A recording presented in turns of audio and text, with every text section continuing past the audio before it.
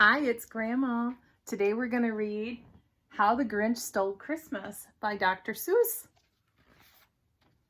Every Who down in Whoville liked Christmas a lot, but the Grinch who lived just north of Whoville did not. The Grinch hated Christmas the whole Christmas season. Now please don't ask why. No one quite knows the reason. It could be his head wasn't screwed on just right. It could be perhaps that his shoes were too tight, but I think that the most likely reason of all may have been that his heart was 2 sizes too small.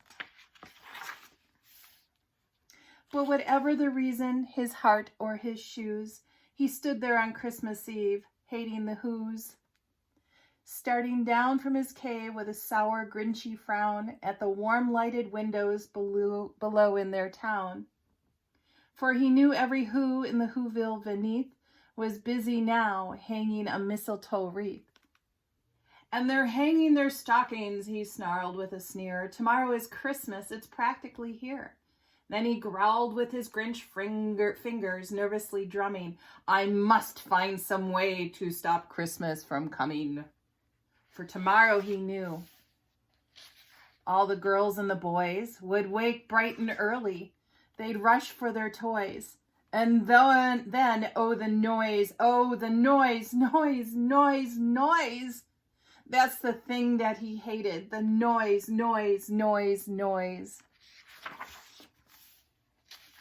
And then the Who's, young and old, would sit down to a feast, and they'd feast, and they'd feast, and they'd feast. They would feast on Who pudding and rare, Who roast beef, which was something the Grinch couldn't stand in the least. And then they do something he liked least of all. Every Who down in Whoville, the tall and the small, would stand together with Christmas bells ringing. They stand hand in hand, and the Who's would start singing. And they'd sing, and they'd sing, and they'd sing. And the more the Grinch thought of this, Who's Christmas sing, the more the Grinch thought, I must stop this whole thing.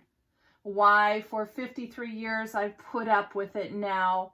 I must stop this Christmas from coming. But how?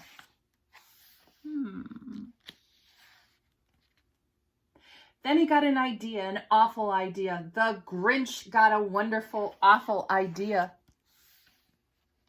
I know just what to do, the Grinch laughed in his throat, and he made a quick Santa Claus hat and a coat. And he chuckled and clucked. What a great Grinchy trick. With this coat and this hat, I look like Saint Nick. All I need is a reindeer, the Grinch looked around, but since reindeer are scarce, there was none to be found. Did that stop the old Grinch? No, the Grinch simply said, if I can't find a reindeer, I'll make one instead. So he called his dog Max, then he took some red thread, and he tied a big horn on the top of his head. Then he loaded some bags and some empty sacks on a ramshackle sleigh, and he hitched up old Max. Then the Grinch said, get up, and the sleigh started down toward the homes where the Who's lay a snooze in their town. All their windows were dark, quiet snow filled the air. All the Who's were all dreaming sweet dreams without a care. When he came to the first little house on the square, this is stop number 1, the old Grinchy Claus hissed.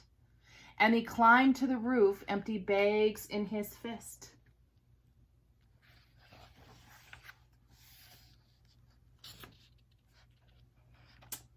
Then he slid down the chimney, a rather tight pinch. But if Santa could do it, then so could the Grinch. He got stuck only once for a moment or two. Then he stuck his head out of the fireplace flue, where the little Who stockings all hung in a row. These stockings, he grinned, are the first things to go. Oh. Then he slithered and slunk with a smile most unpleasant around the whole room, and he took every present. pop guns and bicycles, roller skates, drums, checkerboards, tricycles, popcorn, and plums. And he stuffed them in bags. Then the Grinch very nimbly stuffed all the bags, one by one, up the chimney. Then he slunk to the icebox. He took the Who feast. He took the Who pudding. He took the roast beef. He cleaned out that icebox as quick as a flash. Why, that Grinch even took their last can of Who Pash.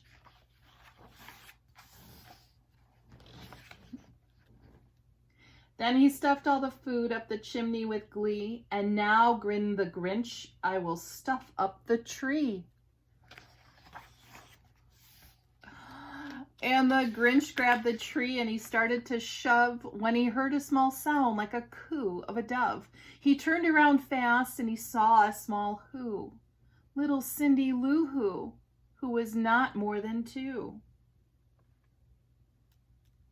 The Grinch had been caught by this tiny Who daughter, who got out of bed for a cup of cold water. She stared at the Grinch and she said, Santa Claus, why? Why are you taking our Christmas tree? Why? But you know, that old Grinch was so smart and so slick. He thought up a lie, and he thought it up quick. Why, my sweet little tot, the fake Santa Claus lied. There's a light on this tree that won't light on one side. So I'm taking it home to my workshop, my dear. I'll fix it up there, then I'll bring it back here. And his fib fooled the child. Then he patted her head, and he got her a drink, and he sent her to bed. And when Cindy Lou Who went to bed with her cup, he went to the chimney and stuffed the tree up. Then the last thing he took was the log for the fire. Then he went up the chimney himself, the old liar. On their walls he left nothing but hooks and some wire. And the one speck of food that he left in the house was a crumb that even was too small for a mouse. Then he did the same thing to the other Who houses, leaving crumbs much too small for the other Who's mouses. It was 15:15 dawn when the Who's still abed, all the Who's still a snooze when he packed up his sled, packed it up with their presents, the ribbons, the wrapping, the tags and the tinsel, the trimmings, the trappings. It's got everything in there. 3,000 feet up the side of Mount Crumpet, he rode with his load to the tip top to dump it. Pooh-pooh to the Who's, he was Grinchishly humming. They're finding out now that no Christmas is coming. They're just waking up, I know just what they'll do. Their mouths will hang open a minute or two. Then the Who down in the Whoville will all cry, boo-hoo. That's a noise, grinned the Grinch, that I simply must hear. So he paused, and the Grinch put his hand to his ear, and he did hear a sound rising over the snow. It started in low, then it started to grow.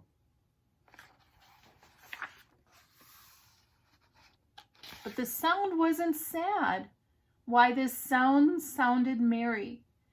It couldn't be so, but it was merry, very. He stared down at the Whoville. The Grinch popped his eyes. Then he shook. What he saw was a shocking surprise.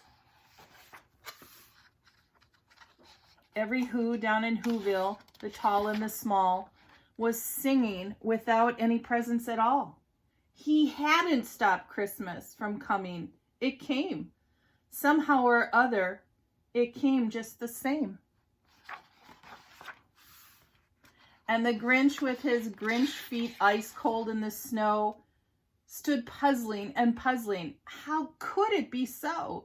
It came without ribbons. It came without tags. It came without packages, boxes, or bag. And he puzzled 3 hours till his puzzler was sore. Then the Grinch thought of something he hadn't before. Maybe Christmas, he thought, doesn't come from a store, maybe Christmas perhaps means a little bit more. And what happened then? Well, in Whoville they say that the Grinch's small heart grew 3 sizes that day. And the minute his heart didn't feel quite so tight, he whizzed with his load through the bright morning light, and he brought back the toys and the food for the feast.